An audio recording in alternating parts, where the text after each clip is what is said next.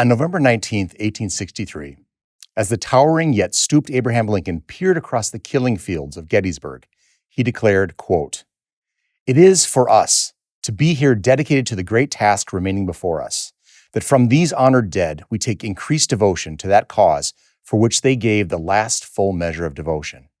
That we here highly resolve that these dead shall not have died in vain, that this nation under God shall have a new birth of freedom, and that government of the people, by the people, for the people, shall not perish from the earth." Close quote. Lincoln's challenge was to save democracy. As we see it today, was it worth it? Bishop Robert Barron, in this most political of years on democracy, the good, the bad, and the ugly, now. My name is Todd Warner, and this is the Evangelization and Culture Podcast from Word on Fire. Bishop Robert Barron is the bishop of the Diocese of Winona-Rochester in Minnesota and the founder of Word on Fire Catholic Ministries. He's the host of Catholicism, a groundbreaking, award-winning documentary about the Catholic faith which aired on PBS. Bishop Barron's more recent film series, Catholicism, The Pivotal Players, has won an Emmy Award and has been syndicated for national television. Bishop Barron is a #1 Amazon best-selling author and has published numerous books, essays, and articles on theology and the spiritual life. He was a religious correspondent for NBC and has also appeared on Fox News, CNN, and EWTN. Bishop Barron's website, wordonfire.org, reaches millions of people each year. He's one of the world's most followed Catholics on social media. His YouTube videos have been viewed over 131 million times, and I think that number is outdated. I think it's way more than that. He has over 3 million followers on Facebook. Bishop Barron, welcome. Thank you, Todd. Good being with you. Great to have you. Segment 1, what is democracy? We hold these truths to be self-evident, that all men are created equal, that they are endowed by their Creator with certain unalienable rights, that among these are life, liberty, and the pursuit of happiness. That to secure these rights, governments are instituted among men, deriving their just powers from the consent of the governed. That whenever any form of government becomes destructive of these ends, it is the right of the people to alter or to abolish it, and to institute new government, laying its foundation on such principles and organizing its powers in such form as to them shall seem most likely to affect their safety and happiness. Now, Bishop Barron, these, of course, are the words written by Thomas Jefferson in the Declaration of Independence, which was adopted by the Continental Congress July 4th, 1776. So there's a lot to unpack in these three very weighty sentences. And I want to say just a few self-evident truths. All men created equal, endowed by a Creator, inalienable rights, government by the consent of the governed. So let's begin with just a general question. What is democracy, and why does it, albeit imperfectly, work? Yeah, two good questions, searching questions, and in a way hard to answer. I mean, you could say very simply, democracy ruled by the demos, by the people. Suppose, go back to classical thought, an aristocracy ruled by the best, or a monarchy ruled by one, a timocracy ruled by the kind of military forces, oligarchy ruled by the wealthy, democracy ruled by the people, by the demos. And that's one feature of it, obviously, and you hear it reflected there in Jefferson, that the government derives its powers from the consent of the governed, power coming up from below, so to speak, not from on high, let's say divine right of king sort of ruling. So that's a feature of it, to be sure. The famous Lincoln triplet there, that from Gettysburg, of the people, by the people, for the people. It's been commented that the first of those is a bit of a banality, I suppose. What else would it be government of except the people? We're not governing plants and animals. So yes, of course, it's a government of the people. Also, the third one, for the people, is not really a distinctive element, because the classical authors would say, a good monarchy is for the people. A good aristocracy is for the people. Even a good oligarchy, you might say, for the common good. So for the people, sure, that could be any government. The decisive one maybe is the middle one, by the people. And there's that idea of majoritarianism and of the powers of government being derived from the people. The people themselves are the source of authority and so on. That maybe that's the decisive thing. But I would add, and again, now with Jefferson in mind, and the beginning of the Declaration, the Bill of Rights, all of that in mind, democracy is not just majoritarianism. It's also things like an acknowledgement of human rights. Given, mind you, and I've said this over and over again, not by the government, but by God, endowed by their creator. So an acknowledgement of something objective and indeed sacred about the rights of individuals. The freedom, dignity, and equality of the individual, that seems to be part of a democratic sensibility. Equality of opportunity, equality before and under the law.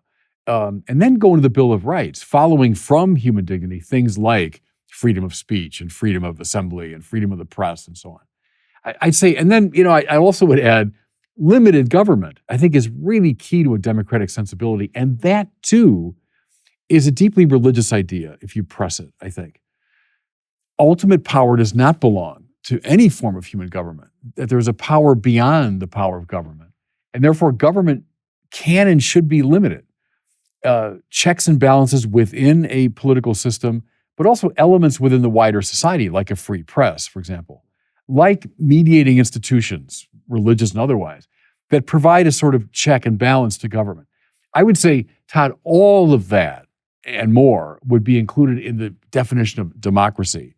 So beyond just rule by the people, it's all those elements make up a democracy, I think. Extraordinary. And the way you describe it, it talks about what a delicate balance it is. Yes. It's an extraordinary thing that this could be something that could be devised in the mind of human beings and made to work. And obviously we're going to talk about some of the deficits we come in the practice of democracy, but it is something that is cultivated, as you've mentioned, with just great care, lest things fall askew. It just crossed my mind as you were saying that. When I was studying political philosophy back at Catholic University many years ago, Robert Sokolowski, who was my great mentor, gave us a year-long seminar in political philosophy. Everyone from Plato through, Marx and everybody. And I remember he said one time, it's a quasi-miracle, the coming together of impossibly talented people at the same time and same place.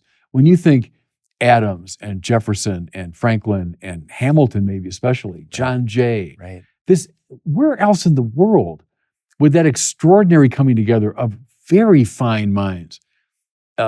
Madison, I mean, think this thing through. Yeah. And they made a system comprising all these elements that did survive, has survived. Now, I love that you began with Lincoln, because there's the moment when, as Lincoln says at Gettysburg, right, this great Civil War we're in is testing whether any nation so conceived and so dedicated can long endure.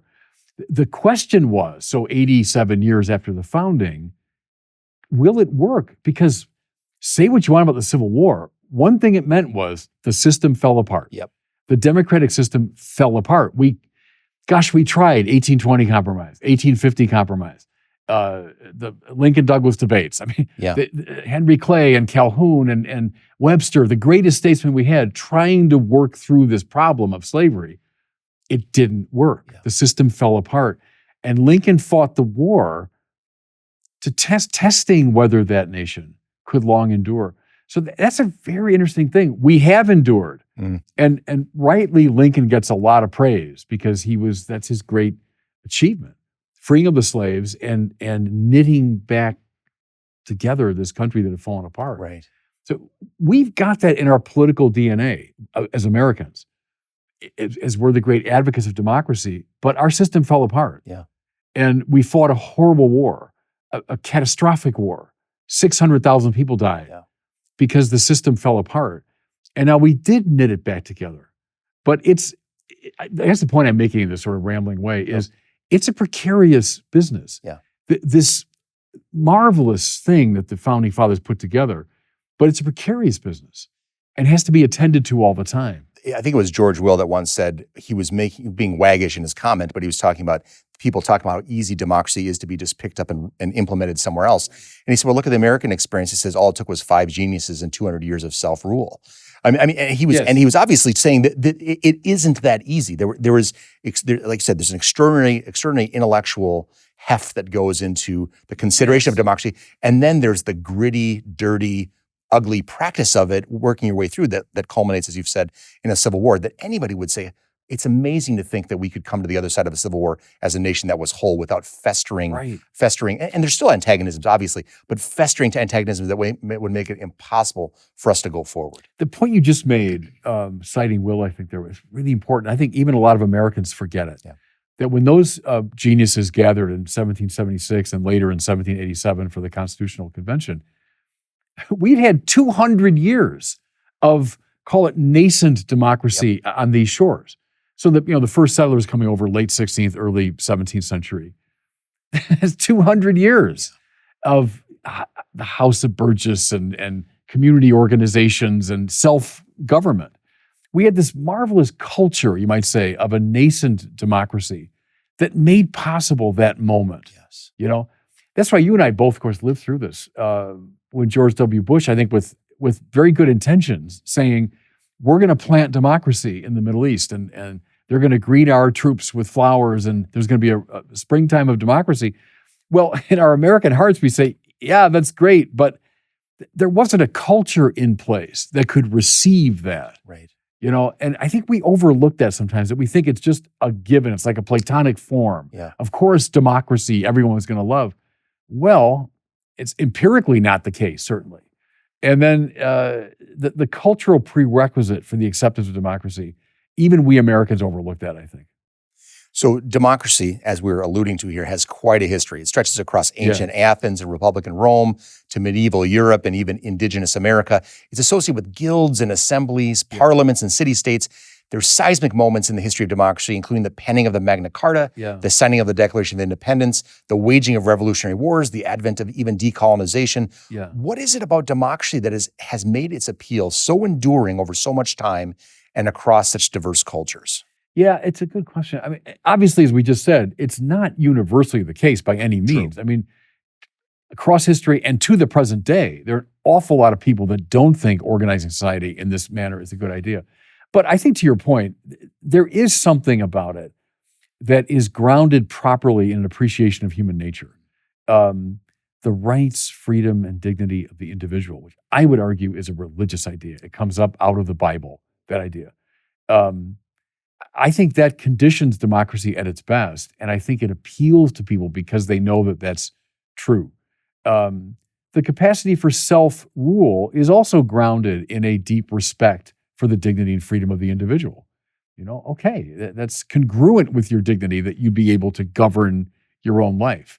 I think the sense of limited government, I think that appeals to people's keen sense that, like it or not, we human beings tend to go bad. Yeah. So you put someone in power, all right, we recognize the need for that, but he's going to go bad, she's going to go bad in some way. Yeah. And so they've got to be checked, balanced, watched carefully. I think that appeals to people's sense of, that's correct, The fact, free elections, if we don't like the way someone's doing it, they can be tossed out. Go back to Jefferson too, and this is something George Will observed. He said the most important word in that preamble to the Declaration is secure. Governments exist to secure these rights. The rights are independent of government. They don't come from government. They don't come from any human institution. They come from God, and I'll take Jefferson at his word. They come from God. Government exists under God to secure those rights. That appeals, I think, to people's sense of, that's right. So in all those ways, I think, objectively speaking, it's an attractive system. It's a morally good system.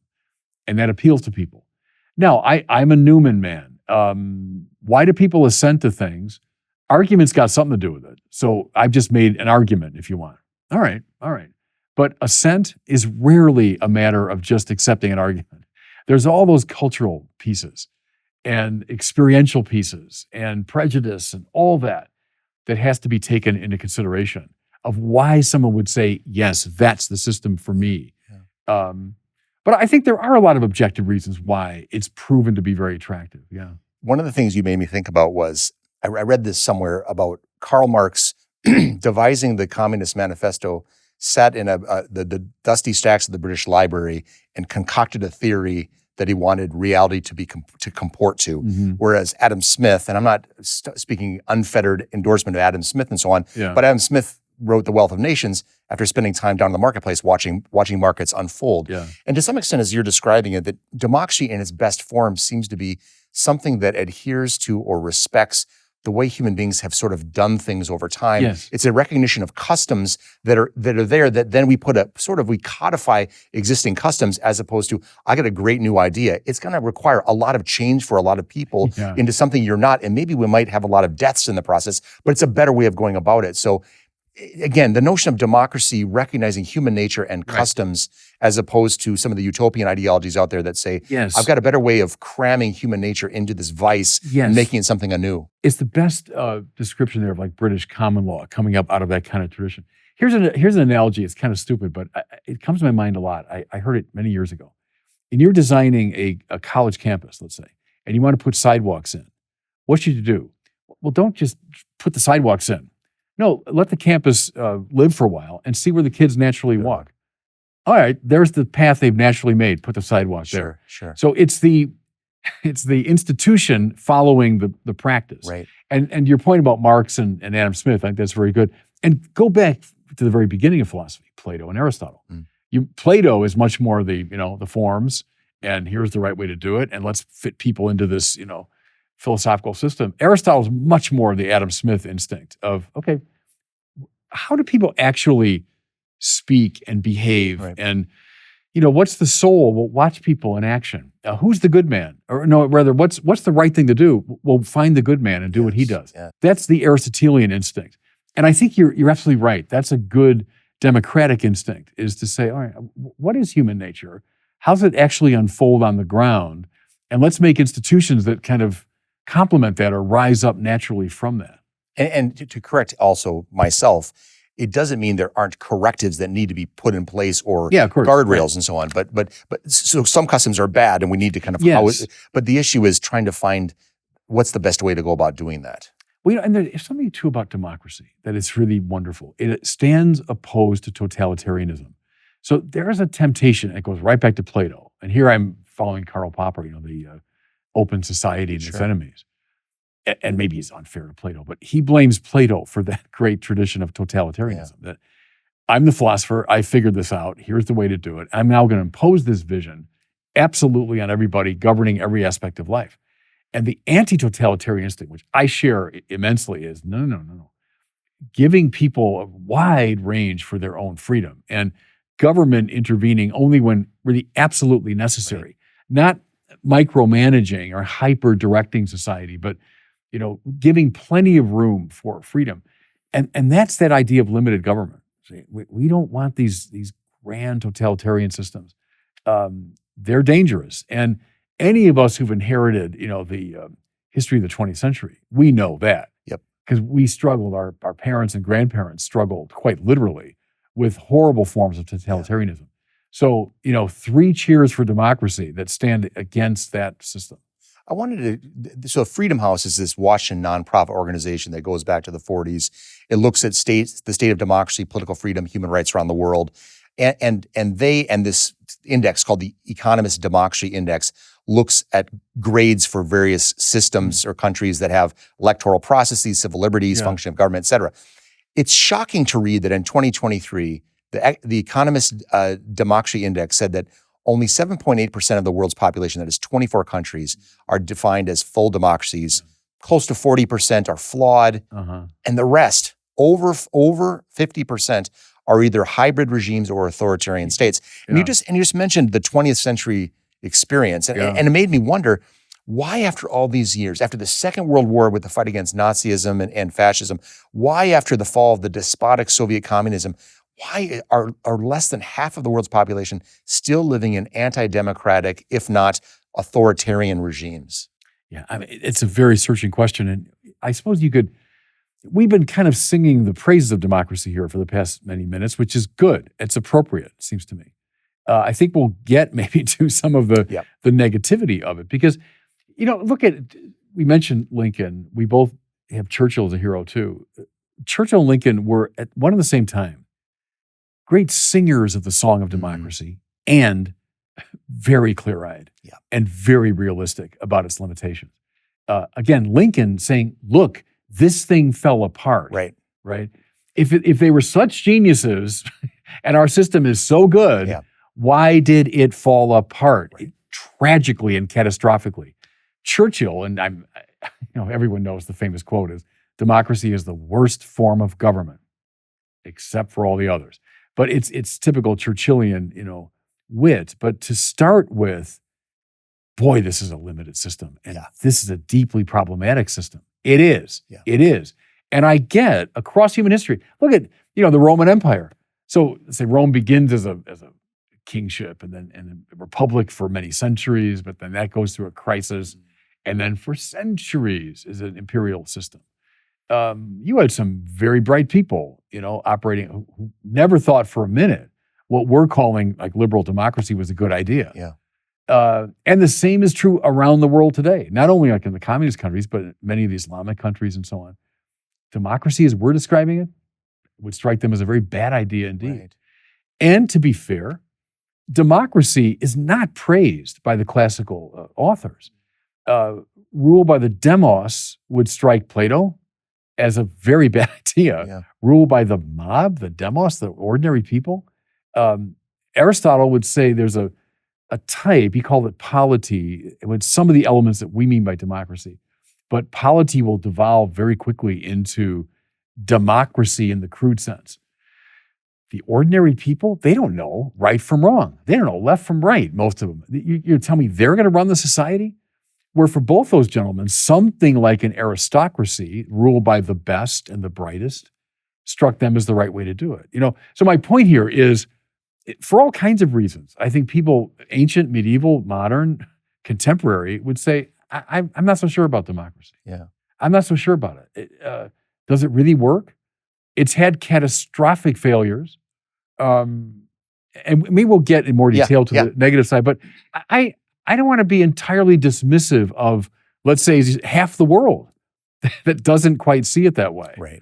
Even as I remain, I think, like Lincoln and Churchill, a singer of the song of democracy. But I also get the shadow side. Let's dive a little. We've been talking a lot about democracy in general. We've moved into American democracy. We know all modern democracies have their own political and cultural nuances. America is no exception to that. So the structure of American democracy is based on the Declaration of Independence, which according to Lincoln, as I've done more reading on Lincoln, he really, really championed the Declaration as a vital founding document about equality and freedom. But also there's the Constitution. The Constitution, as you know, erects three branches of government, a federal and state dichotomy, a Bill of Rights. You have the Federalist Papers, where there's a conversation between Hamilton, Jay, and Madison defining and defending the Constitution. And in the Federalist Papers, which everybody should read, by the way, it's very interesting because I watched something with Anton Scalia speaking to high school students, and the teacher said, well, which of the Federalist Papers should they read? And he said, all of them. All of them. Yeah, right. So James Madison says, if men were angels, no government would be necessary. If angels were to govern men, neither external nor internal controls on government would be necessary. In framing a government which is to be administered by men over men, the great difficulty lies in this. You must first enable the government to control the governed, and the next place oblige it to control itself. So looking specifically at American democracy and the founders' design rooted in political philosophy and faith and custom and so on, what does the structure of American democracy say to you about the founders' understanding of human nature? A lot. But there's so much we could say about this. We've been talking about demos, ruled by the people, and that's a very broad, even crude, definition. Because I think what you find in our founders is what Aquinas would have called mixed government. And Aquinas is borrowing there from Aristotle. Here's what we mean. For Thomas Aquinas, the ideal government in a Platonic world, the best government would be a monarchy. You get one really good, smart, virtuous person who is governing for the sake of the common good and always chooses the virtuous and right path. Aquinas says the singularity of the monarch is a great advantage because, okay, do it. Make it so. Right. And it happens. Right. More to it, Aquinas says, it mimics the governance of God because the whole universe is governed by one great monarch, God and his providence. So the king should be kind of a mirror of God governing society. But Aquinas immediately adds, all right, I know that's the ideal, but it's exceptionally difficult to find and then to control such a person. So he says, the realistic best Yeah. is something like a mixed government. Mixed meaning a combination of the monarchical, so the unity of command and vision, but also the aristocratic, so they rule by a cultured elite, and elements of the democratic. Because indeed Aquinas would hold to that principle that what concerns everyone should be voted upon by everybody, All right, 1, 2, 3, monarch, aristocracy, democracy. Now, the medievals come up into the early modern period through people like Richard Hooker, who was the great Anglican divine, late 16th, I think he died very early 17th century, Elizabethan figure, deeply indebted to the scholastics. Every one of our founders would have read Hooker. Newman in the 19th century he calls him the judicious Hooker, that he's this great mind, They would have gotten that idea of mixed government from him. I mean, the founders, our founders. Another link is interesting. I'm not sure it's right, but Jefferson certainly had Robert Bellarmine in his library. Robert Bellarmine, great Catholic, theologian, would have mediated to our founders something of that scholastic vision. I think unmistakably in our Constitution, when you have the president, who's something like a monarch, the Senate, which is something like an aristocratic society, the House, which represents, it's elected every 2 years, represents the demos, the people. You don't have democracy in a sort of Rousseauian sense of let's have everybody in a big plebiscite vote on every issue. We don't have that. We have a representative Republican form. And it mimics, I think, the mixed government idea that you find in Aquinas. Now, built into that is checks and balances. Each one checking and balancing and no, you're too far. Nope, you can't say that. Yes. Which in turn is born of a deeply biblical vision of the human being as flawed and fallen and liable to be unjust, right? If you think human beings are perfectible, and Aristotle in his worst moments, I think, might have had that idea, and just with enough virtue and enough knowledge, you can. Biblical people don't believe that for a second. But we're very attentive to the fact that we are flawed and fallen. Therefore, hem everybody in. Give power. George Washington, talk about the virtuous man. That's another miracle of our founding, actually. Washington was not the theoretician that Madison and Hamilton and Jefferson were, but he was the virtuous man. He was like the Aristotelian, good man. All right, but even George Washington, make sure there's a Senate and a House, and he can veto and all that, but they're hemming each other in. I love that about the Founding Fathers. The insistence upon rights, freedom, dignity, that's biblical. So is this. And they were ambiguously biblical, our founders, to varying degrees. Sure. But it was in the air they breathed. It was just the culture they took in. And I think those are super healthy features of our democracy. That whole notion of tensions that you're describing there, which is extraordinary, the notion that human dignity is essential in our Catholic perspective, inviolable, ineradicable. At the same time, duties come with rights. So there's rights and duties.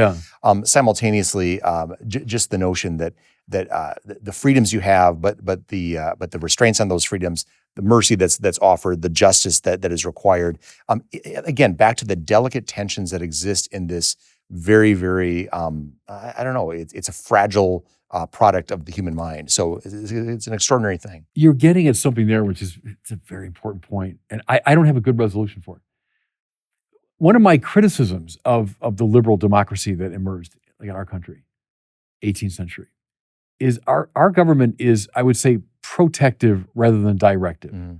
Classical thought, medieval thought, certainly saw the purpose of government was to direct the society towards certain moral ends. Our founders, for a lot of reasons, were skeptical of that. Like a lot of early moderns, they were skeptical of any claim to there is clearly the good, right? They construed a society that was more protective. So you've got basic rights. Government exists to secure those rights, right? Now, what about ultimate happiness? It's up to you. You have a right to life, liberty, and the pursuit of happiness as you see fit. But the classical tradition, they were massively interested in what happiness really is. Aquinas, beatitudo. What is it? That's the most important question. Yeah. Same with Aristotle. The virtuous life. What is that life? Our founders, I think partly was due to the pluralism of the society, were skeptical about naming ultimate ends. And the government, should not be involved in that business. Yes. So what happens is, happily, I think, we develop the sense of, well, that's what religion's for. And that's what other mediating institutions are for, to provide those ends. But it's not government's business to say, here's where this is the moral life you should be pursuing. Now, is that a limitation of liberal democracy? I would say yes, in many ways, because it's left so undefined and so open-ended what the good is. And especially when the religions now are so attenuating, when the religions are so compromised. Who's providing that vision? Now it's every teenager in America. I make it up. I decide what the good is. Don't tell me. That's, if you want liberalism run amok. It's the liberalism of the early and mid 18th century now run amok. Right. What they had in Adam's day and Washington's day and all that was a strong sense of religion, that religion was providing these ultimate ends. And so government didn't have to do it. Government shouldn't get involved in that. Right. We're at a very interesting moment now, I think, when the religions are weakened. And now it devolves upon the individual just to make that decision.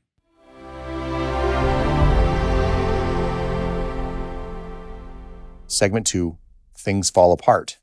In 1947, reflecting on the mixed blessing of democracy, Winston Churchill quipped, as you said earlier, quote, "Many forms of government have been tried and will be tried in this world of sin and woe. No one pretends that democracy is perfect or all-wise. Indeed, it has been said that democracy is the worst form of government except for all those other forms that have been tried from time to time."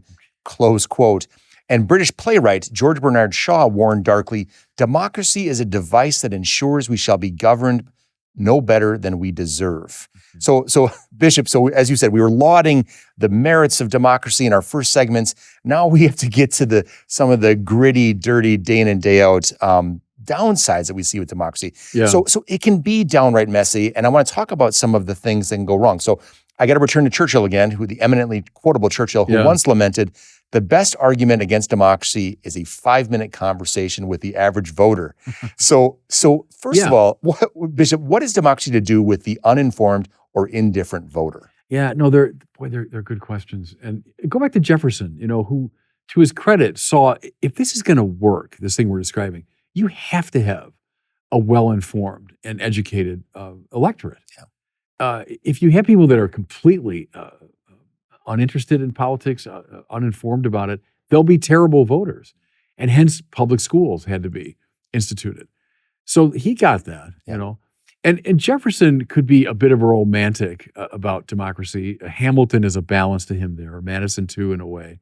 But that's one answer, is we have to be dedicated to education. And we can't allow people to fall into, ignorance of political matters. But I get Churchill's point. And who would have agreed with it very much? Plato and Aristotle would have said, what do you mean, government by the common person? When you read Plato, what do you sense is the Athenian democracy. Oh yeah, wasn't that great? It killed Socrates.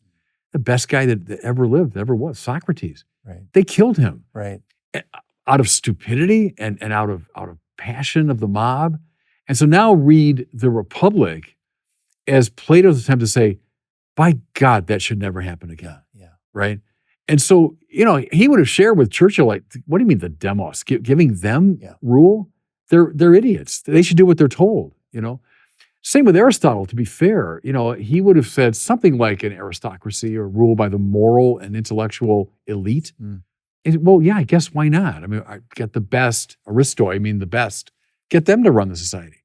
But the average person, in fact, Aristotle would have seen them as largely staying out of politics. He would divide the public and the private. So most people, all women, he thought, children, and most males too, should stay in the private realm of the household. And that's okay. That's where they belong. Slaves belong there too. But only the aristoi should go out into the public space and start making decisions about, well, Sure, that's Churchill's idea of talk to the average person, you'll be pretty dissatisfied. Now, a lot happened between Plato and Aristotle and the founding of our country, and a lot of things that we just talked about. But no, I get it. I mean, the shadow side of it has been on display from time immemorial. There's a great line from William F. Buckley, which I'll brutalize here, but he says, "I'd rather be governed by the first 2,000 people in the Boston phone book than the entire faculty at Harvard." And I think the point him being that the flip side of that argument is there is a common sense, customary, religious sensibility, what have you, that goes with living your daily life in Boston that gets lost by the dreaming, overly theoretical, hyper-utopian, ideological minds of a Harvard faculty. God bless all our Harvard faculty out there. So the point is there's the danger of the uninvested, uneducated voter. But that can be improved upon by an engagement. There's a danger of the overeducated, hyper-theoretical, utopian, and so on. It's really good, this point, and worth musing on. Because Buckley, you're quite right, is making the opposite point. Right. So the Aristoi, the best, well, wouldn't that be, let's say the political science majors from Harvard and the professors at Yale, wouldn't they be the best? I'm mindful of, I don't know if you're a Simpsons fan, but the episode, remember when Lisa decides, well, Springfield should be run by the smartest people. So she and comic book guy and Principal Skinner and the nutty professor and, the smartest people. Well, of course, it was a complete disaster. It was an utter disaster, So that's the opposite instinct. Right. And, I would share that too, to a large degree.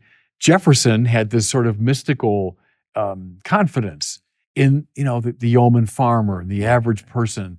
And there's a lot to be said for that. Right. We have that debate today between the kind of coastal elites and the rest of the country. That same debate is being played out.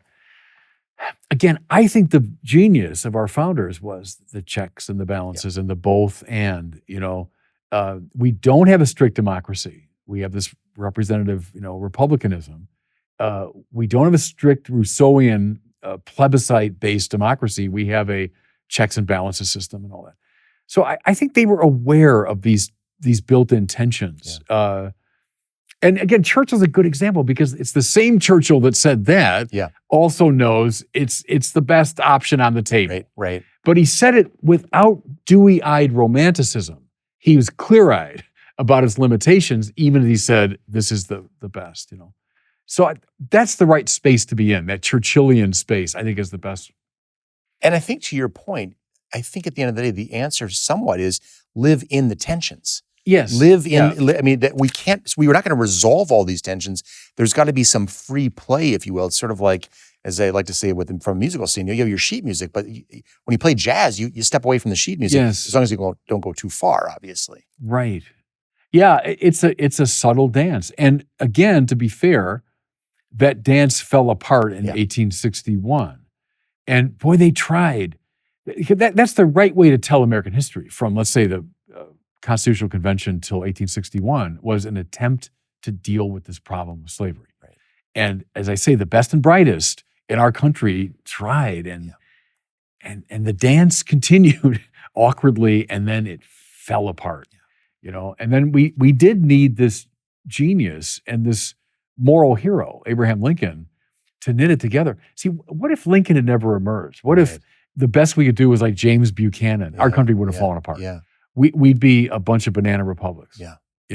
It took a genius, both a political and moral genius, Lincoln, to knit it back together. But that's a very interesting story. And it's the beauty and the frailty of democracy were both on display. In 1887, Lord Acton famously wrote, as many know, "Power tends to corrupt, and absolute power corrupts absolutely. Great men are almost always bad men, even when they exercise influence and not authority. Still more when you superadd the tendency or the certainty of corruption by authority." So how much corruption, this is almost, it's rhetorical, but how much corruption do we see in democracy? Well, plenty. No, but plenty. But they knew it from the beginning. They knew it, which is why they built in these balances.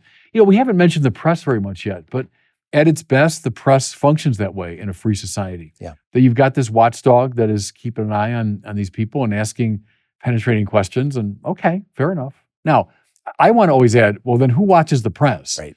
because I don't want to give them complete. Right. Where's their lead. check, if you What will? checks the press? So yes, but that's the genius of our system. And when I say system, I don't just mean the government. I mean the whole society is predicated upon this assumption that people tend to go bad. Yeah. That is a biblical assumption. Take the Bible out. Look, you've got schemas of perfectibility in the classical world, for sure. You got them in the modern world. So many of the modern philosophers felt that we just make these reforms. Marx is a prime example of that. Marxism is a schema of perfectibility. That to me is one of the great pillars of what I'd call a conservative view of the world that I would share is, no. God perfects us at the eschaton. Prior to that, it's going to be a bit of a mess. Yeah. I always liked Thomas Sowell's intuition that we should never speak about solutions to problems.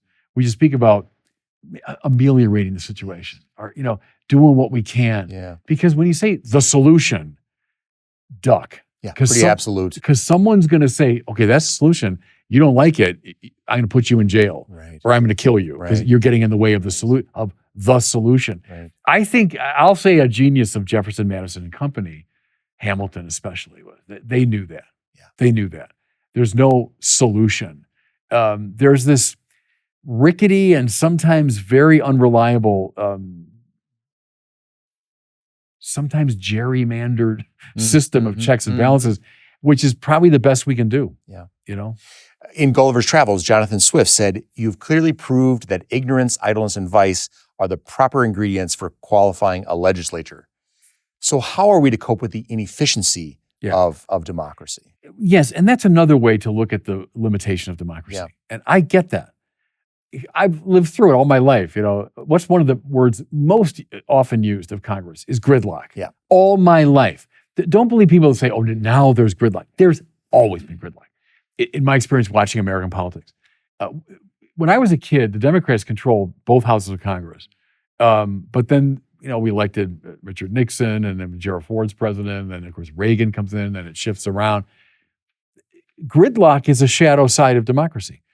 Look at the British system. Look at parliamentary systems especially. They're trying to cobble together governments from warring factions within the parliament.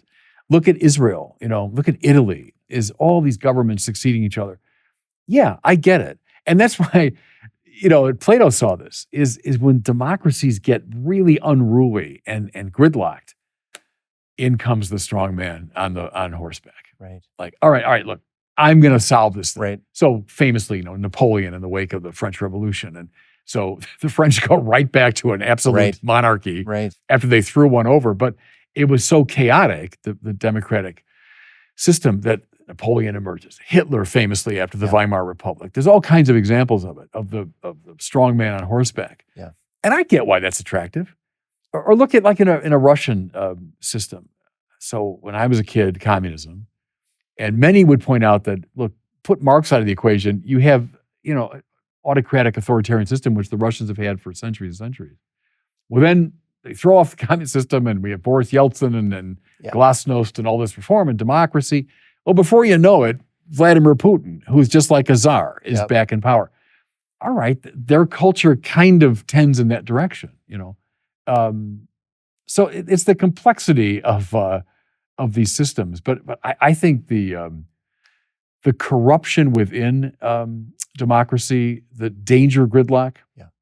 I get why people say, all right, I've had it with that. It's not going to work. The one last before we move to our next segment. In 1923, and you mentioned Adolf Hitler. In 1923, he attempted to violently overthrow the Weimar Republic through the beer hall putsch. He failed. And then 10 years later, having moved the Nazi Party into the political system, he was elected chancellor and through the Enabling Act, granted supreme power of the state, a democratic process that led Hitler into power, not a violent putsch. So shouldn't we be concerned that democracies can elect evil people? Yeah, sure. Yeah, sure. And that's why they've got to be checked. And we have to be aware of that danger. It's kind of a miracle of our system. Now, I know the Civil War, we've talked about it several times, it did fall apart, but it's been kind of remarkable. Yeah. We've had military figures as presidents, and again, God bless him, George Washington. One of the finest moments in the history of the West was George Washington, having won the Revolutionary War, still with his army intact, goes to I've been there, to the Maryland State House in Annapolis, beautiful colonial building, and resigned his commission, got on his horse alone, and rode back home to Mount Vernon. When George III heard about that, I love this story. George III, his great nemesis, the King of England, against whom he had rebelled, he heard that story. He said, he's the greatest man in the world. Wow. Because they hadn't seen that before. Yeah. No, you just won a war? You're the general? You got the army? Well, I'm king of America. Right. And there were plenty of people that wanted him to be king of America. God bless George Washington for having the humility to say, no, I did my duty. War's over. We won. I'm going home. And that set the tone, thank God. Whether it's Zachary Taylor, whether it's Ulysses S. Grant, whether it's Dwight Eisenhower. Yeah. You've got these great military figures. And in many other political settings would have said, oh, all right, let's call the army back together. Yeah. And I'm now the emperor of America. Yeah. God bless them. Look at someone like Douglas MacArthur, who at one time was considered a candidate for the presidency. But it was Washington's example, I think, that has gotten deep in our DNA politically. But yeah, we have to watch our elected officials, and we have to be aware of that tendency toward corruption. Absolutely. Hi, I'm Todd Warner, Managing Editor of Evangelization Culture, the journal of the Word on Fire Institute. Word on Fire is a global evangelical community that exists to provide our members with the resources they need to proclaim Christ to a secular culture. Our award-winning quarterly journal, Evangelization Culture, is offered exclusively to Word on Fire Institute members. It's a tangible representation of our mission and goal to lead with beauty in order to bring others to the knowledge of truth. Inside each issue, you'll find writing from premier scholars and inspiring pieces on literature, culture, and daily life from fellow missionaries on the journey to know and serve Christ. Get a copy of the current issue of the Evangelization Culture Journal for free by visiting wordonfire.org/journal. Thank you, and join us in bringing Christ to a hungry culture. Segment 3. Is democracy moral? In 1798, John Adams wrote to the Massachusetts militia, quote, "Because we have no government armed with power capable of contending with human passions, unbridled by morality and religion. Avarice, ambition, revenge, or gallantry would break the strongest cords of our Constitution as a whale goes through a net. Our Constitution was made only for a moral and religious people. It is wholly inadequate to the government of any other." Close quote. And in his farewell address, President George Washington advised, quote, "Of all the dispositions and habits which lead to political prosperity, religion and morality are indispensable supports. In vain would that man claim the tribute of patriotism who should labor to subvert these great pillars of human happiness, these firmest props of the duties of men and citizens. And let us with caution indulge the supposition that morality can be maintained without religion. Whatever may be conceded to the influence of refined education on minds of peculiar structure, reason, and experience, both forbid us to expect that national morality can prevail in exclusion of religious principle." So my question with these two by the way, these two excerpts do not get much press in the modern era because separation of church and state and so much of the notion that religion should be out of the public square. We're going to talk more about that. And here are two of the primary founders championing the notion, nay, the necessity of religion and morality to keep a constitution such as this afloat. Can a functional democracy survive without a strong moral backbone? No, the short answer is no. And that's, I think, the crisis of our own time. That's what we're facing. What they saw very clearly was A, the link to morality, and then B, the link between morality and religion. Religion maintains the morality. The morality undergirds and informs the political system they created. They knew that freedom has to be an ordered freedom. If it's not ordered, it becomes license and it becomes chaos. I would argue today, when it's, as I say, every kid in America would say, well, no, I determine what's right and wrong. I determine everything from my gender to the purpose of my life. What you have there is you have the dissolution of the society. You have the falling apart. Freedom run amok into license. The cohesiveness that should draw the society together is being compromised. The founders saw that very clearly, and they anticipate Tocqueville there. But in the measure that that's lost, we're in some serious trouble. And that's happening. There's no question about it. And then, as you say correctly, what people do is under the guise of the separation of church and state. I subscribe to the view that the separation is for the protection of religion, not the protection of the state from religion, but religion from the state. Yeah. Is to protect religion from the tyranny of the state that would say either, no, there's one religion and you're not it, or no, there's it's only our point of view that matters, not yours. No, we need to be protected from that, the potential tyranny of the state. But without religion informing morality, without morality informing a free system, it devolves into a kind of license and chaos, moral chaos. And we see that today, seems to me. So they were prophetic, Washington and Adams and company. I mean, even Jefferson, who was no great Christian, he wasn't really a biblically minded person, but he would have seen that. Yeah. He would have seen the centrality of religion and morality. But that's our struggle today, I think. This leads into the famous quote from Jefferson in his letter to Danbury Baptist in 1802.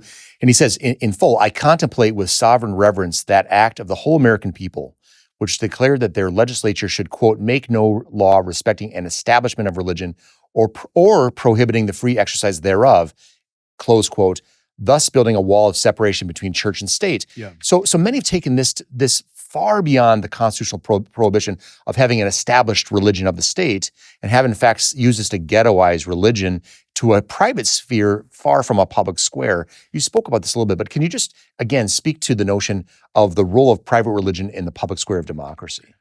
Yeah, because religion really can't be just privatized, not Christianity anyway. Christianity is the declaration of the lordship of Jesus, and Jesus wants to be Lord of the whole of one's life, and that means one's public life as well. It's a public religion, which is why from the beginning they got in a lot of trouble with the political authorities. If it was simply a private hobby, why would the Roman society have been so concerned about it? Yeah. But they clearly were, because they imprisoned and killed the early Christians left and right. They saw them correctly as a challenge to a very tyrannical authoritarian state. So Christianity can't be privatized. And the privatization is not only bad for Christianity, it's bad for the society. See, both ways. And Jefferson's quote there is really good because not just no establishment, but the free exercise clause. Right. The government should not get in the way of the free exercise of my religion. Well, see, it was just a matter of privacy. Why would they even say that? Right. It's just my little private hobby. I watch The Simpsons. Well, or who cares?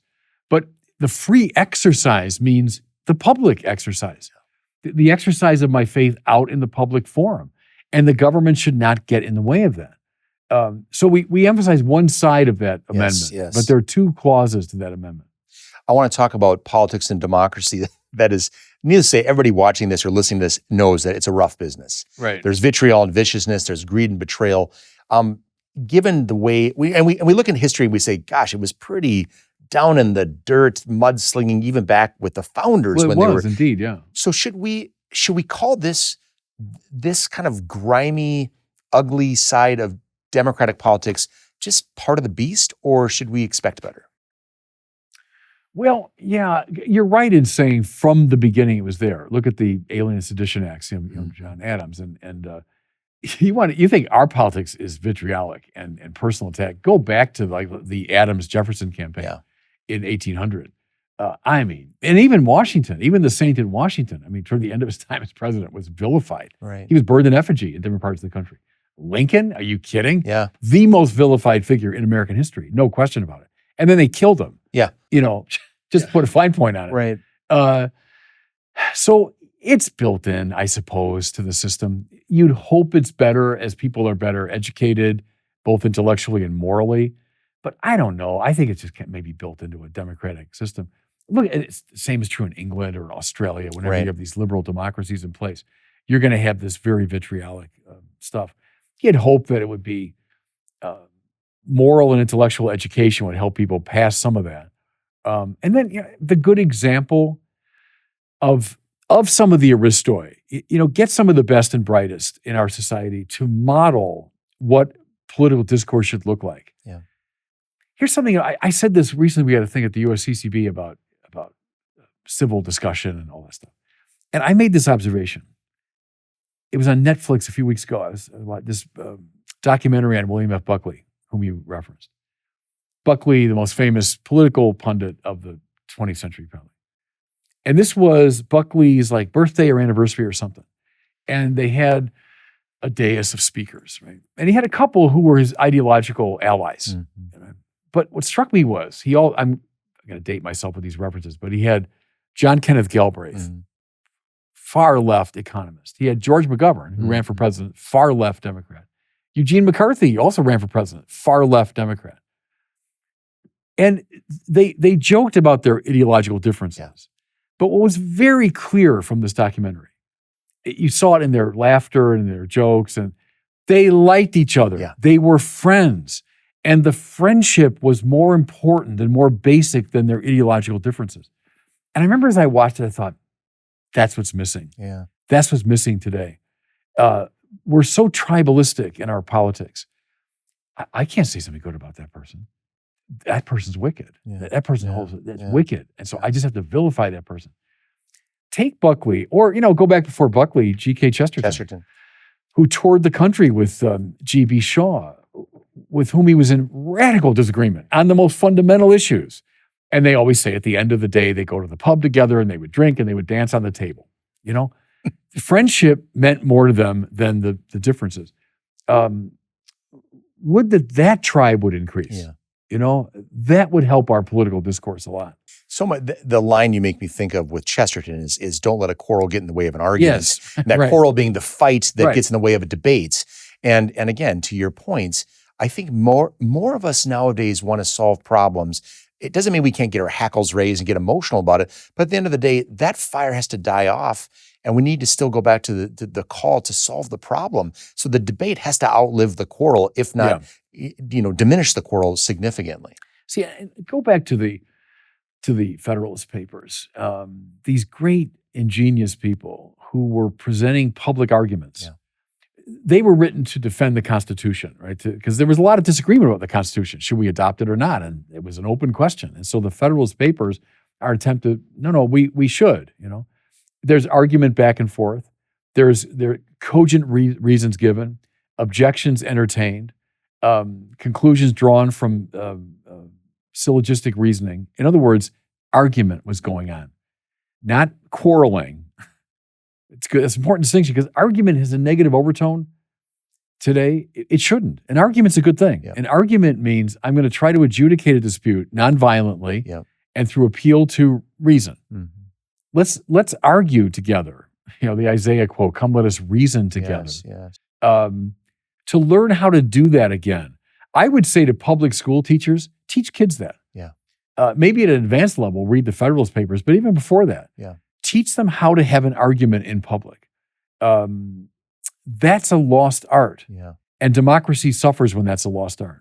If I could put a plug in, and again, this is not a political plug, but a plug just to watch The Art of Debate is Firing Line. It's all these episodes of William F. Buckley for years. And whichever side of the political spectrum you're on, you're going to see him go against his intellectual opposites. Right. And it's going to be winsome, witty, sometimes fiery. But at the end of the day, we're trying to get more light than heat that comes out of the whole discussion. Do you remember, I'm sure you remember, the last election, and I'm going to try to be completely balanced here, the Biden-Trump debates were shameful. Yeah.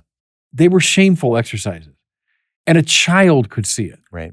That this is not, compare that to Kennedy-Nixon, 1960. Right. Watch that sometime on YouTube. Right. Kennedy-Nixon. These two, so Nixon had a heavy beard and that's why he lost. People say it was who cares?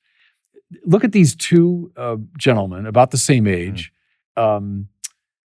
arguing in a very calm, cogent way about the issues of the day. And then compare it to the debate in the last election. Right. Well, it's a shameful declension from 1960 to 2020.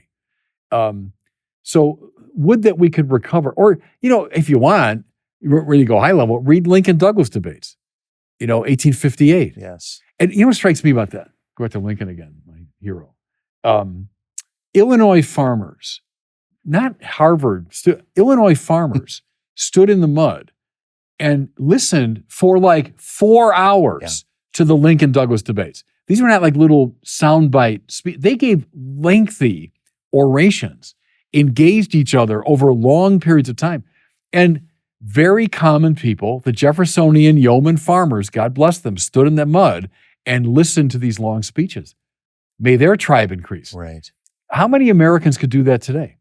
Could stand, not at some, rally or something, but could stand and listen for hours.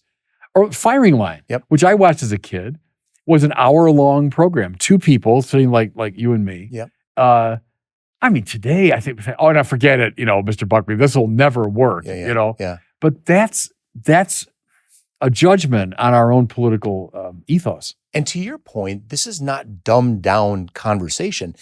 When you read the Lincoln Douglas debate, you think about a yeoman farmer who knows what degree of education they have. They're listening to very complex nuances on popular sovereignty and endowed rights, and yes, wit and jokes and all this kind of stuff, and barbs at each other. But they were long and intricate, and they fired people up. And it tells listeners, to my way of thinking, you're worthy of a better argument. You're worthy of conversation that will lead you to make a better decision about your own life, but also about your representatives that you're going to elect, as opposed to sound bites and whether you like the person's tie or hair or the barb that they threw at the other person. Right. Oh, no. I that's something I feel very strongly about. And go back to our founders. They would have insisted upon that you can't have a functioning democracy without raising the level of civility and intelligence in public conversation. Segment 4, The Stranger in a Strange Land. In a letter to a friend, Flannery O'Connor insisted, quote, "You say that one becomes evil when one leaves the herd. I say that depends on what the herd is doing. The herd has been known to be right, in which case the one who leaves it is doing evil. When the herd is wrong, the one who leaves it is not doing evil, but the right thing," close quote. So Bishop Barron, what is the herd doing in our modern democracy? And what is a Catholic to do about it?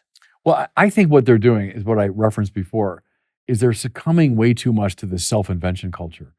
And it's the loss of an objective sense of the moral good, of the beautiful, the true, and the good. And they become subjectivized, relativized. And that's a herd mentality today for sure. The default position of most kids is, don't tell me what to do. I decide. It's my freedom, is absolute. And if you want the Supreme Court reference, it's Casey versus Planned Parenthood, right? It belongs to the very nature of liberty to determine the meaning of one's life. And it's something like the meaning of existence. It's the most extraordinary statement ever made by the U.S. Supreme Court. I mean, extraordinarily stupid. But that's now become the default position of every kid in the country. That's a herd mentality now, the self-invention culture. Escape from that. I think you've got to escape from that. If you're going to have a functioning moral life for yourself and a public life, you got to escape from that. I was reading a recent book on existentialism, and it talked about some perspective from Nietzsche, and you know him better than I do, but the notion that we adopt certain ideological worldviews outside of faith, for instance, because he had said God is dead. So we devolve to these second-rate ideologies, and these second-rate ideologies start to basically fall apart. And the next thing we move to is decadence, and decadence is effectively a fig leaf for nihilism. And I'm just curious if you feel like there's an aspect of our modern society that in the vacancy of God from the public square, much less the interior life, are we finding people, like you said, the cult or culture of self-invention, are people drawn to hard and fast ideological answers that ultimately find themselves unsatisfying? And then do we see them devolve to decadence as a cover for that last final destination, which is nihilism? Is that going too far, or is that a fair assessment? No, I think this has been now demonstrated by a lot of the sociologists. This is the first generation, arguably in the history of the human race, that's coming of age without a keen sense of the transcendent. When I was a young man, there were a lot of studies showing that people were disaffiliating from the practice of religion. But the standard response was, don't worry about it. They're still believers. They still believe in God and eternal life and in the soul and then being morally good. They just don't like, the local parish, or they don't like going to mass. That's not true anymore. The beliefs themselves are now falling away. And that's a recipe for disaster, because when those fall away, the hunger of the human heart is going to be permanently dissatisfied. It's not going to be met. Furthermore, we're going to fall apart from each other, because the beauty of an objective moral order is it brings us together. even though we're all sinners, we fall short of it. At least we all kind of come together and saying, yeah, that's worth pursuing. So it provides a cohesive glue for the society. When that's lost, we fall apart. Now, why are numbers for depression, anxiety, suicidal ideation spiking? To me, it's a no-brainer. They're spiking because of the loss of a transcendent referent, the loss of a moral framework. That leads to a deep unhappiness. It also leads, per our conversation, to a compromising of democracy. It really does. So I do sense that kind of Nietzschean overtone anyway. If God is dead, well, then I invent value, which is what Nietzsche told us we had to do. And so now it becomes the will to power. So I got my values and you got your values. Let's see who wins, you know? We're not together subordinate to a transcendent value. It's my personal decision against your personal decision. Let's see who wins. Let's fight it out, you know? It makes me think, I was going to ask you about this earlier, de Tocqueville, who comes from France to America to find out where's the magic in America, and finds it not in, again, the fever swamps of Washington, D.C., horse trading among politicians, but among civil society. Yeah. And as Senator Ben Sass, now president of the University of Florida, would say, it's the Rotary Club. That's where it is. It's the Elk Club. It's the Quilters Club. It's civil society and so on. And culture, as you've just described, civil society and the culture it begets matters. The problem is what happens when civil society and the culture it begets becomes decadent, becomes godless, becomes all about self-invention. And as the culture goes, so goes the democracy. Is that fair to say? Yeah, and I love that theme of the mediating institutions. I felt that's something that's often overlooked in political discussions. You have like the people, and they got various forms of government, but there's all these mediating institutions that you just mentioned. And of course, religion being one of them, the church being a key element within the society. When those institutions fall apart, the danger is totalitarianism, because now the government will move into all those spaces. And, that's one of the dangers of liberalism is, well, we got to figure it out. This is the solution. And we're going to move in now and we're going to manage all these areas of life that used to be managed by, the local community organization, right, or by the parent teachers society and by the school board and by the churches. May those institutions flourish, and may some of the best and brightest go not into government so much, but into those institutions. Directing their moral and intellectual energy to their own community. Yeah. That's something Patrick Deneen has pointed out. I think is very important. Not every kid that studies politics and economics should go to Washington. Go home to your hometown and use your great intelligence and moral virtue to be the Aristotelian good person that kind of sets the tone for your community. That to me is a good instinct. It's interesting you say that. I was having a conversation with a patient the other day and talking about the nationalization, the way that national issues have become rendered local. All these national issues are turned into local conversations. And if you actually think about how you operate day in and day out, how much does that national debate really have an impact on your local life? Right. It gets back to the notion of subsidiarity and sort of I think it was Mother Teresa who had said, if you want to, if you want to bring about world peace, go home and love your family. Yes. It seems to what you're saying is the actionable, perhaps the greatest impact we can have on a culture that begets a healthy democracy is to do well where we are. It doesn't mean you can't aspire to great things, but at least, it's sort of like what some have said, make your bed, but do well where you are with the family, with your colleagues, with your parishes, with your local civic institutions. And in so doing, you are fermenting, you're adding ferment to a culture of not only functionality, but fullness, if you will. Yeah, quite right. And we haven't talked that much about Catholic social teaching. And I think this is a good point maybe to bring it in. Sure. One of the instincts I think that's underplayed when we talk about Catholic social teaching, but is very important, is its resistance to hyper concentrations of wealth and power. So Catholic social teaching has always had an instinct that if too much wealth is in one place in a society, that's not helpful. Think now of Chesterton, who expressed that as distributism. Yeah. Now, it's not to say the state should be the agent of that distribution. But as you're suggesting, individual communities and the flourishing of mediating institutions is a way of spreading power and wealth widely around a society. Think now of Tolkien.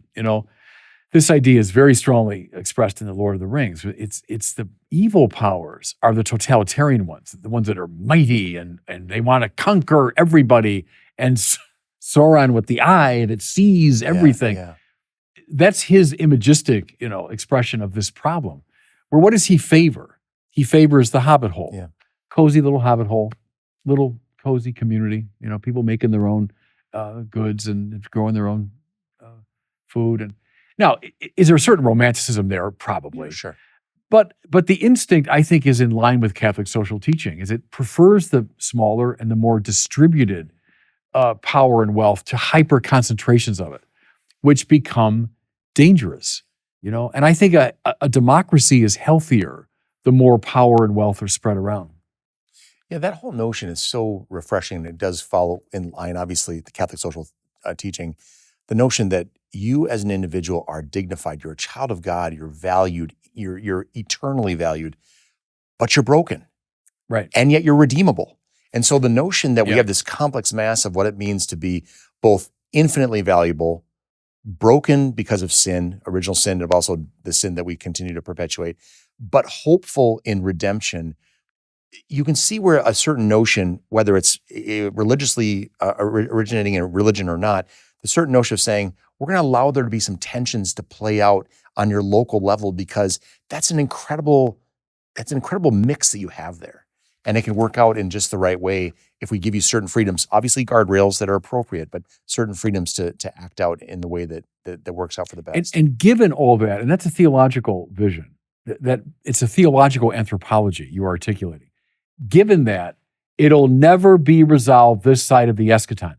I am very much with what you said earlier about resisting the utopian thing. Utopianisms are very dangerous.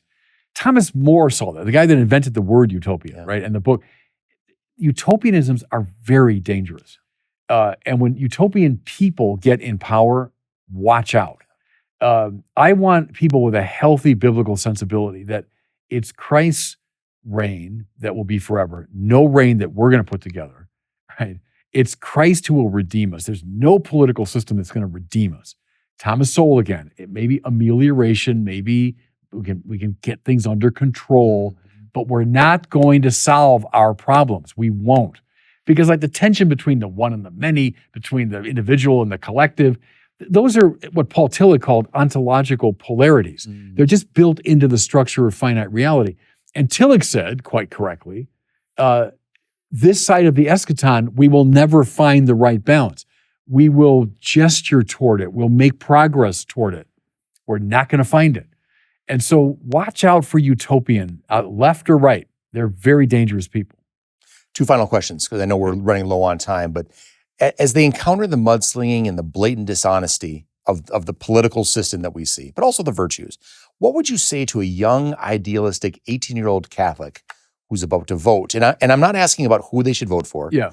I'm asking you, how would you counsel them on faithful voting and not becoming disillusioned by democracy's many imperfections? Yeah. I would inform myself about the church's teaching on a range of political issues and social issues. And as everyone and his brother points out famously, Catholic social teaching is neither left nor right in our system. It doesn't correspond to Democrats or Republicans cleanly. It includes elements of both. Attend to that. Attend to it. Study it. Pray about it.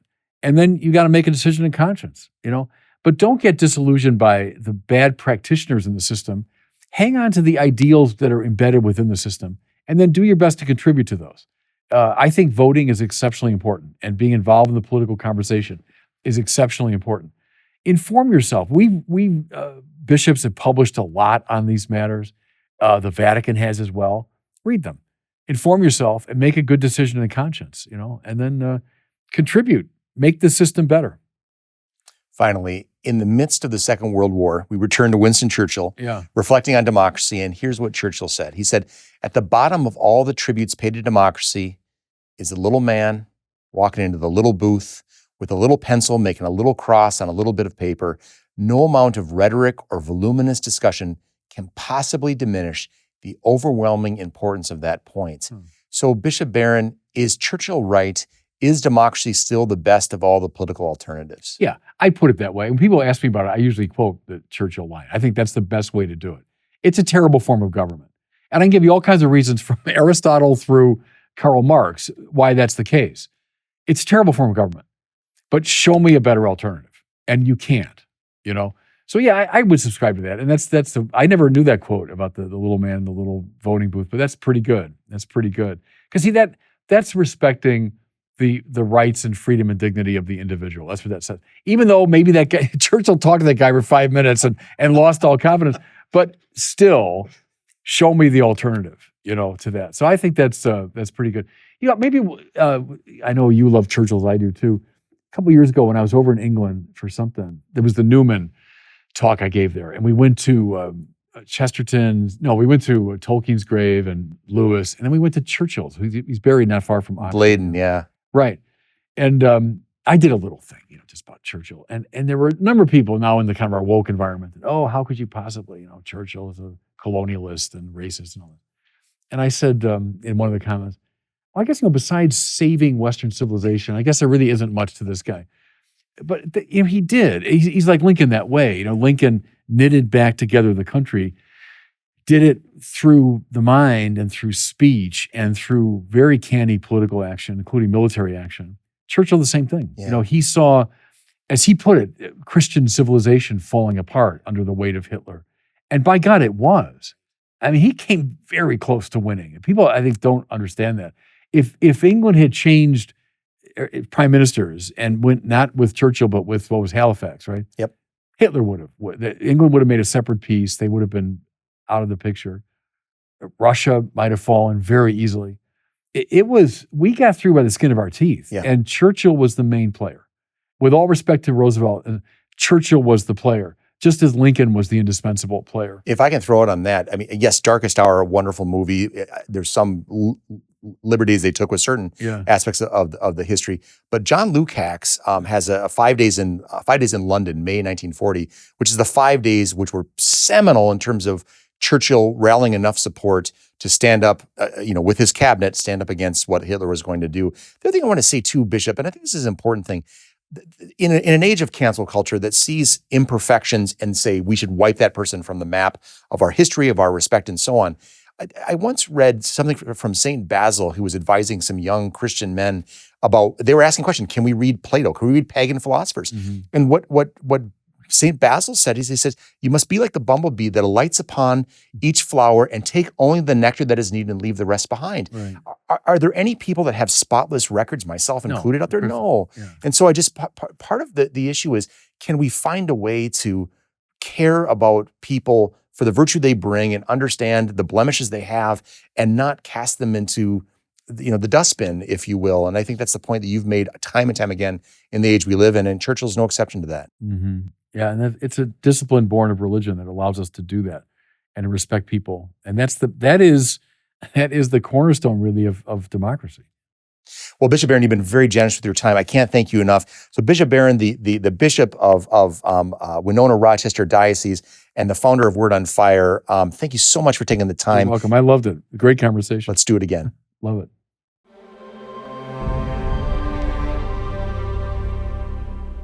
So I've been thinking, allow me to revisit two of Winston Churchill's perspectives on democracy. The first being this. Many forms of government have been tried and will be tried in this world of sin and woe. No one pretends that democracy is perfect or all wise. Indeed, it has been said that democracy is the worst form of government, except for all those other forms that have been tried from time to time. And then Churchill's second quote. The best argument against democracy is a 5-minute conversation with the average voter. Now, when I read these Churchillian insights, it is hard not to laugh, but it's also hard not to wince. I laugh because no matter the ideal structure and soaring rhetoric of any political system, in the end, we, the participants, have clay feet. And I wince because our clay feet, our fundamental brokenness as fallible human beings, can result in great personal and cultural difficulties. It is a curious thing to recognize how much the Founding Fathers studied great philosophers to inform their crafting of the Constitution and drafting of the Bill of Rights. But they also considered their varied experience with human nature. In Federalist 51, James Madison's famous defense of checks and balances between the branches of government, he wrote this, quote, "Ambition must be made to counteract ambition. The interest of the man must be connected with the constitutional rights of the place. It may be a reflection on human nature that such devices should be necessary to control the abuses of government. But what is government itself but the greatest of all reflections on human nature? If men were angels, no government would be necessary. If angels were to govern men, neither external or internal controls on government would be necessary. In framing a government which is to be administered by men over men, the great difficulty lies in this. You must first enable the government to control the governed, and in the next place, oblige it to control itself." Close quote. And in a letter penned to the Massachusetts militia, John Adams wrote, quote, "Our Constitution was made only for a moral and religious people. It is wholly inadequate to the government of any other." Close quote. Our greatest strength in designing and operating a political system is our humanity, but it is also our greatest vulnerability. So what are we to do? First, we should strive to be a moral people. To be a moral people, we must know the truth. But to know the truth, we must be formed in the truth. As St. John Paul II wrote in his encyclical Veritatis Splendor, quote, "Conscience, as the ultimate concrete judgment, compromises its dignity when it is culpably erroneous. That is to say, when man shows little concern for seeking what is true and good, and conscience gradually becomes almost blind from being accustomed to sin." Jesus alludes to the danger of the conscience being deformed when he warns, quote, "The eye is the lamp of the body. So if your eye is sound, your whole body will be full of light. But if your eye is not sound, your whole body will be full of darkness. If then the light in you is darkness, how great is the darkness?" Close quote. How, as Catholics, are we to be formed in the truth? We are to pray, partake in the sacraments, perform works of mercy, and study Scripture and the saints. Second, we should think critically. Many think that reading history, literature, and political philosophy is too daunting a task. But it isn't if we value our freedom. It is possible to elect moral and thoughtful candidates if we ourselves are moral and thoughtful. But it takes stewardship as citizens, especially if we are preserving our society for our children and grandchildren. And third, we should be courageous. Speak up, take a risk, be a leader, understanding that while there are practical considerations in championing a cause, there are also dire moments when practicality goes out the window and we are simply called to be brave. As American naval officer John Shedd insisted, quote, "A ship in harbor is safe, but that is not what ships are built for." Close quote. Indeed, Irish playwright George Bernard Shaw mused darkly, quote, "Democracy is a device that ensures we shall be governed no better than we deserve." Close quote. We deserve moral and competent democracy. Let's ensure that we get it. And one last thing. Supreme Court Justice Antonin Scalia was asked by a high school history teacher whether his students should read the Federalist Papers. The Federalist Papers are disquisitions penned by Alexander Hamilton, James Madison, and John Jay, arguing for the merits and greater understanding of the drafted Constitution. Scalia answered in the affirmative. "Which ones?" the teacher inquired. Scalia stared at him with an incredulous, furrowed brow. "All of them," he said. Read the Federalist Papers to understand the thought that went into the Constitution, and then read the Anti-Federalist Papers to round out the great debate that democracy fosters. Which ones should you read? All of them. Thank you once again for joining me on the Evangelization Culture Podcast. I'm Todd Warner, and until we meet again, keep bringing Christ to a hungry culture.